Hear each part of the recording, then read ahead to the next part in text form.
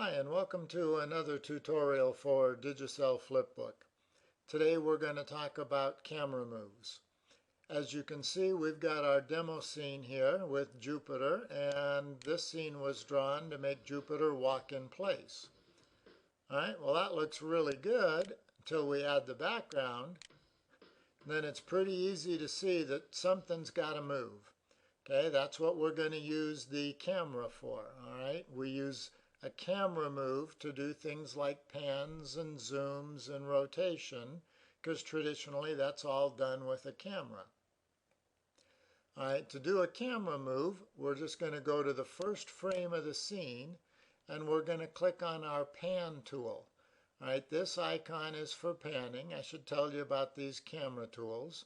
This one is zooming, this one is rotating, this one is for a blur, and this one adjusts the alpha channel, which is how you do fades and dissolves. Okay, this icon deletes all the keys. This deletes just the current key.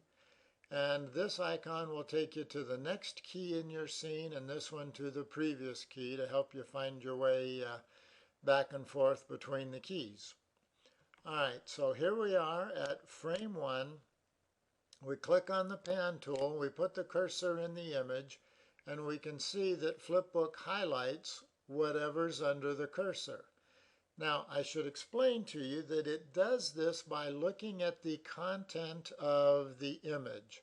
Okay, Flipbook can have up to 100 layers, and so it looks through all those layers trying to find the one closest to the top that has an image in it. All right, if we were in black and white mode, or if we hadn't painted Jupiter yet, then he'd be hollow, and when I put my cursor inside him, he wouldn't highlight. Okay, you'd have to put your cursor right on the line in order to get him to highlight. So when you're using these camera tools, it's much better if you've already painted your image. All right, so now we're on frame 1.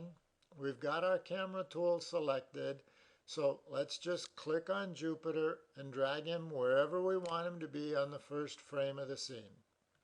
All right, then we'll go to the end of the scene and we'll get our camera tool and we'll click on Jupiter and we'll move him over here to where we want him to be at the end of the scene, and then we'll click on play. All right, and that's it. That's how you do a pan. That makes Jupiter walk across the screen. He starts on the right at the beginning of the scene, walks across to the left until he gets to the end of the scene. And that's it.